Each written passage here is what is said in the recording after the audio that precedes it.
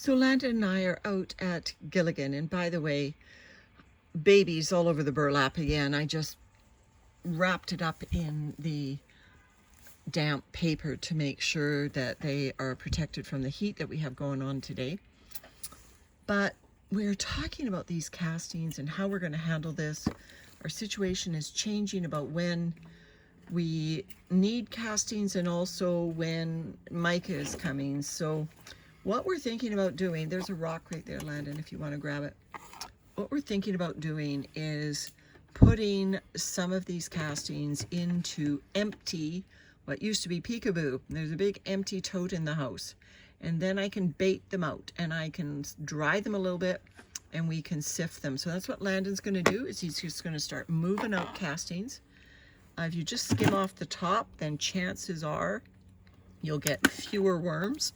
You might get the larger chunks that also tend not to get processed on the top, but I don't mind that. Again, these are going to go into peekaboo, and then we are going to, I am going to gradually bait and sift this material out, and we're going to do a staged approach to harvesting Gilligan. Okay, you're getting down to the asparagus here, so no lower there.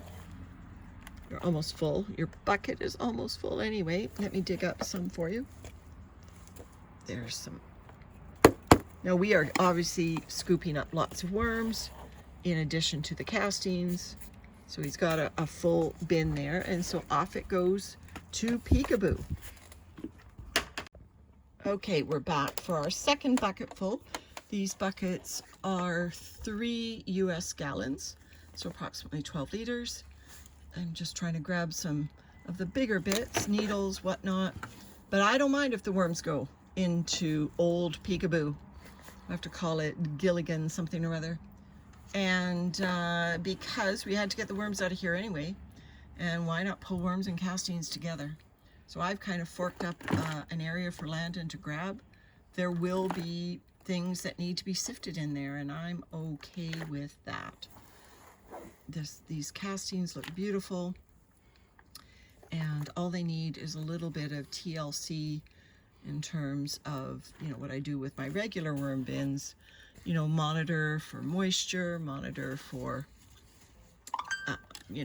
food, make sure the worms are taken care of, but also moving the castings to a siftable state. So take out some of the moisture.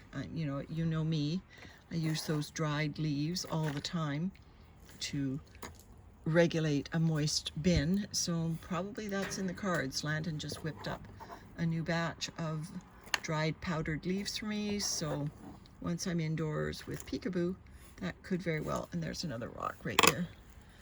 Manure and rocks. So once these castings are in peekaboo, I will put the dried leaves in them. So I will cut off the video now and then bring you back when we even it out. Okay, so we flipped the lid up there. We put all the paper and burlap, and Landon's just going to even out these castings. This is probably our first time that we've gone down this deep into Gilligan. Well, other than what we turned yesterday. Yes, other than what we turned yesterday, but I meant in terms of like an overall surface area look. It is obviously showing signs of completion, and there's lots of cocoons in it. We're going to get less on the lid now that it's not so tall. Yes, yeah, fewer worms will be able to crawl up, although they do like that condensation that builds up, especially on these warm days. And we had to rescue some worms crawling on the lid earlier. All right, so let's put the paper down first and then top it up with the burlap. These are those old bait containers. Landon's just helping me flatten all this out. And then we just top it up with the burlap. So profile shot, yeah, Gilligan is probably slightly below the surface of the bin now in terms of if the material was totally evened out all over. So I am delighted that we have this new strategy. Okay, so here we are with the old peekaboo.